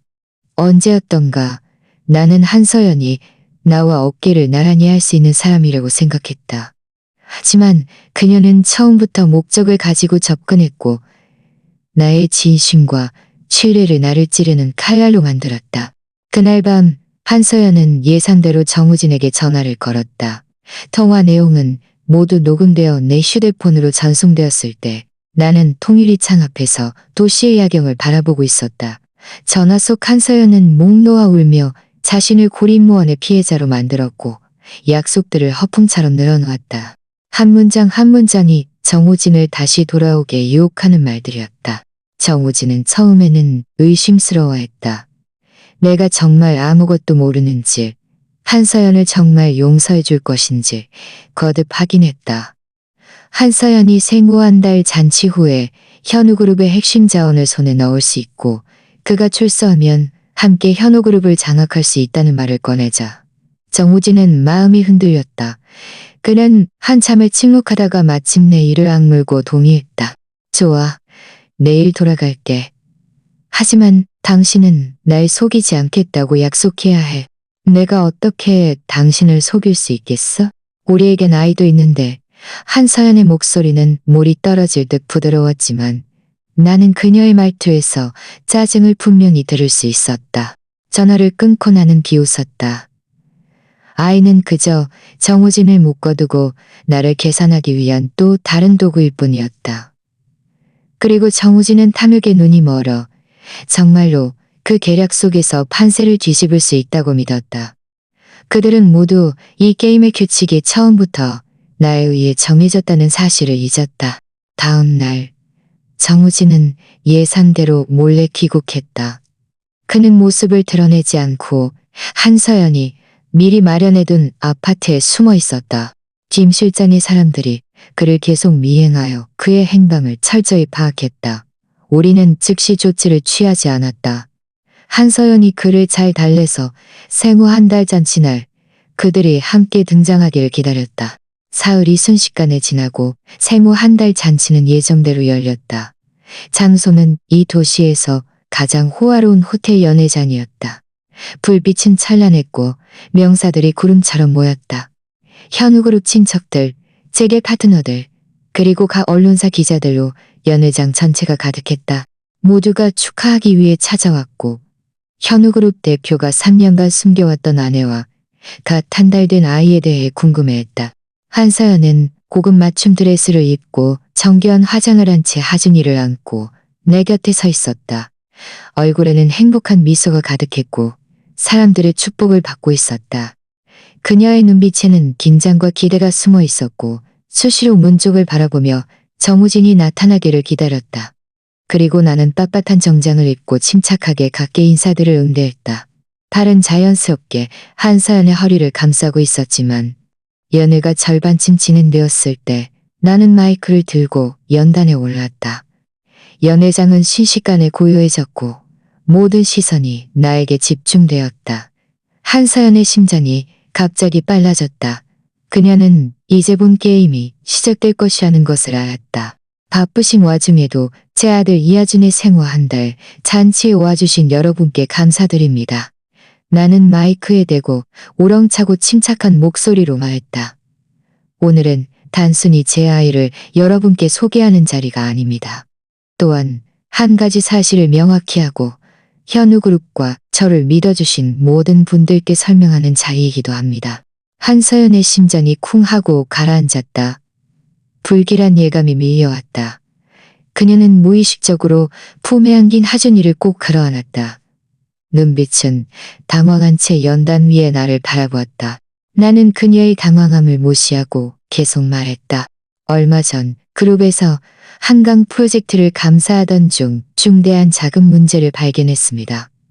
세봄테크 전 대표 한서연과 그녀의 비서 정우진은 업무상 횡령, 서류 위조, 데이터 조작을 통해 3,700억 원의 공금을 개인 계좌로 빼돌려 자금을 횡령하여 도주하려 했습니다. 내 말이 끝나자마자 연회장은 술렁였다. 기자들은 순식간에 들끓었고 카메라 셔터 소리가 쉴 새 없이 터져 나왔다. 현우그룹 친척들의 얼굴은 크게 변했고 재계 파트너들도 웅성거리며 놀라움과 믿을 수 없다는 표정을 지었다. 대표님, 말씀하신 게 사실입니까? 한 대표님께서 어떻게 그런 일을 저지를 수 있습니까? 한 기자가 먼저 질문했다. 나는 손을 들어 모두를 조용히 시켰다. 그리고 얼굴이 창백해져 위태롭게 흔들리는 한서연을 바라보았다. 사실인지 아닌지는 한서연, 당신이 직접 말해. 그리고 정우진, 왔으며 숨지 마. 한서연은 온몸을 떨며 한마디도 할 수 없었다. 그때 연회장 문이 열리고 경호원 2명이 정우진을 부축하고 들어왔다. 정우진은 초라한 옷차림에 머리카락은 헝클어져 있었고 얼굴에는 경악과 분노가 가득했다. 그는 한서연을 보자마자 소리치며 달려들었다. 한서연, 당신이 날 속였어. 당신이 감히 나를 속여. 내가 당신을 속인 게 아니야. 이현우가 우리를 한 점이 빠뜨린 거야. 한서연이 소리치며 반박했고 달려드는 정우진을 밀쳐냈다. 두 사람은 순식간에 뒤엉켜 싸우기 시작했다. 현장은 혼란스러웠다. 품에 안긴 하준이는 놀라서 엉엉 울었고 상황은 더욱 황당하게 흘러갔다. 그만! 내가 차갑게 소리쳤다. 경호원들이 즉시 달려들어 두 사람을 떼어놓았다. 나는 초라하고 엉망진창인 두 사람을 바라보았다. 내 말투는 차가웠다. 지금 이 순간까지도 서로에게 책임을 전가하는구나. 너희들의 그 작은 술수들을 내가 몰랐다고 생각했나? 나는 손짓으로 직원들에게 동영상을 재생하라고 지시했다.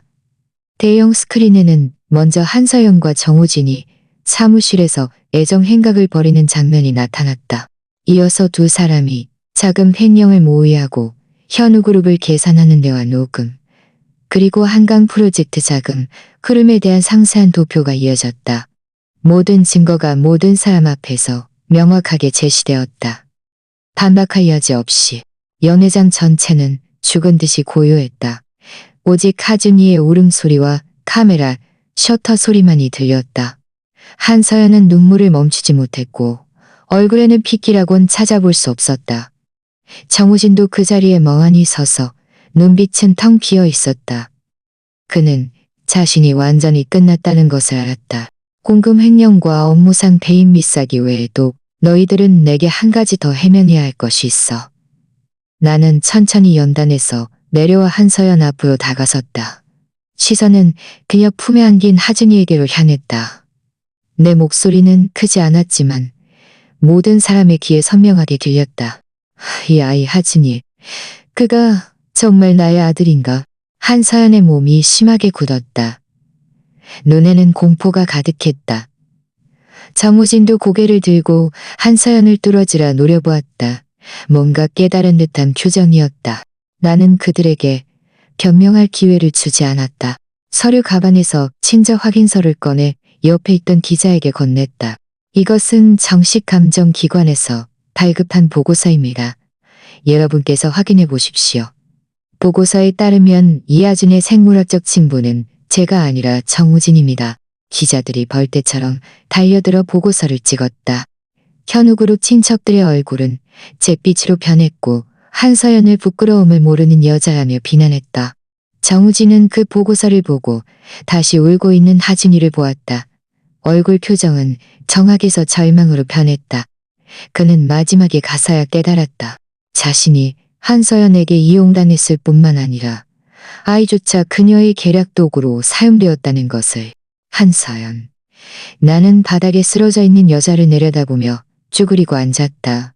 내 목소리에는 한 줄기 감정도 없었다. 나는 내게 기회를 주었지만 네가 스스로 소중히 여기지 않았어. 너는 현우그룹의 재산을 탐내고 나의 신뢰를 배신했으며 심지어 다른 사람의 아이로 현우그룹의 모든 것을 차지하려 했지. 너와 정우진은 너희 스스로 너희의 모든 것을 파괴했어. 바로 그때 경찰 몇 명이 연회장으로 들어와 체포영장을 제시했다. 한서연 씨, 정우진 씨. 우리는 당신들이 업무상 횡령, 업무상 배임 미싸기 등 여러 혐의로 기소될 것으로 의심됩니다. 우리와 함께 가서 조사를 받아야 합니다. 경찰이 다가와 두 사람에게 수갑을 채웠다. 한서연은 끌려가면서도 끊임없이 울부짖는 나를 돌아보았다. 눈빛에는 애원이 가득했다. 이현우, 내가 잘못했어. 제발 날 용서해줘. 제발 아이만은 용서해줘. 정우진은 무표정하게 경찰에 의해 끌려갔다. 그가 한서연을 바라보는 눈빛에는 사랑은 없고 끝없는 원망만이 남아있었다. 두 사람은 연회장을 빠져나가 사람들의 시야에서 사라졌다. 이 공들여 기획된 생후 한 달 잔치는 결국 공개적인 심판의 장으로 변했다. 기자들은 여전히 세부 사항을 캐묻고 있었다. 나는 김 실장에게 처리를 맡기고 부모에게서 넘겨받은 하준이를 안았다. 아이는 아직 울고 있었고 작은 몸이 미세하게 떨렸다. 나는 그를 보며 마음속에 증오 대신 철저한 허무함만을 느꼈다. 그는 무고했다. 부모의 잘못 때문에 대가를 치러서는 안 되었다. 나는 하준이를 안고 연단에 올라 마이크에 대고 말했다. 오늘 일로 여러분께 심려를 끼쳐 죄송합니다. 한서연과 정우진의 행위는 그들 개인의 선택이며 현우그룹과는 무관합니다. 현우그룹은 향후 경찰 수사에 전적으로 협조하고 한강 프로젝트의 손실을 메우며 모든 투자자에게 설명을 드릴 것입니다. 말을 마친 나는 하준이를 안고 연회장을 나섰다. 뒤편의 소란과 웅성거림은 더 이상 나와 상관없었다. 호텔을 나서자 밤바람이 얼굴을 스쳤다. 나는 길게 숨을 내쉬었다. 가슴을 짓누르던 거대한 돌덩이가 드디어 완전히 내려앉았다. 후에 한서연과 정우진은 업무상 횡령, 업무상 배임 및 사기 등 여러 죄명으로 중형을 선고받았다. 한강 프로젝트의 자금은 일부 회수되었고 남은 부족분은 인수합병 수익으로 채워넣었다. 현우그룹은 한바탕 풍파를 겪었지만 최 이사님과 김 실장의 도움으로 빠르게 안정되었고 오히려 이번 위기관리 능력으로 더 많은 신뢰를 얻었다. 이하준은 믿을 만한 보모에게 맡겨졌다. 나는 그를 버리지 않았다. 그를 증오의 대상으로 삼지도 않았다. 그는 독립적인 생명이었고 나는 그를 키워 바른 사람으로 가르치고 부모의 죄악에서 멀리 떨어져 깨끗한 삶을 살게 할 것이다. 한 달 후 나는 사무실에 앉아 창밖의 도시 풍경을 바라보고 있었다. 탁자 위에는 자선재단 설립 계획서가 놓여 있었다. 이름은 청월. 맑고 깨끗하게 초월한다는 의미였다. 나는 나의 힘으로 속아 넘어간 사람들을 돕고 싶었다. 그것이 또한 과거와의 작별 인사였다. 김 실장이 문을 노크하고 들어와 보고서를 건넸다. 대표님, 한서연과 정우진이 교도소에서 심하게 다투고 있습니다. 서로의 죄를 폭로하고 하준이의 양육권을 놓고 다투고 있습니다. 또한 익명으로 메일을 보냈던 직원은 이미 안전하게 해외에 도착하여 대표님께 감사 인사를 전해왔습니다. 나는 보고서를 받아들고 아무렇지 않게 옆에 놓았다. 희미하게 웃었다. 그들이 다투도록도 양육권 문제는 변호사가 처리하도록 해. 법대로 해. 그 직원에게는 앞으로도 계속 잘 보살펴줘. 김 실장은 고개를 끄덕이고 돌아서서 나가려 했다. 문 앞에서 그는 걸음을 멈추고 망설이며 말했다. 대표님, 괜찮으십니까? 나는 고개를 들어 창밖의 햇살을 바라보았다. 입가에 시원한 미소가 떠올랐다. 아주 좋아. 지난 일은 다 지났어. 이제는 사업에 전념하고 잘 살아야지. 그래, 과거는 이미 지나갔다. 배신과 상처는 흉터를 남길지 몰라도 나를 막지는 못할 것이다. 나는 한때 사랑이 인생을 밝히는 빛이라고 생각했지만 나중에야 진정으로 의지할 수 있는 것은 자신뿐이라는 것을 깨달았다. 이제부터 나는 그 어떤 사람을 위해서도 타협하지 않을 것이며 가치 없는 사람에게 진심을 바치지 않을 것이다. 나는 이현우, 현우그룹의 총수. 나의 책임감과 신념을 가지고 더 넓은 이현우. 창문을 통해 밤바람이 불어와 탁자 위에 서류를 흔들었다. 햇살은 좋았고 앞길은 멀지만 희망으로 가득했다. 배신과 복수에 관한 이 소극은 마침내 막을 내렸다. 그리고 나의 인생은 이제 새로운 장을 열기 시작했다.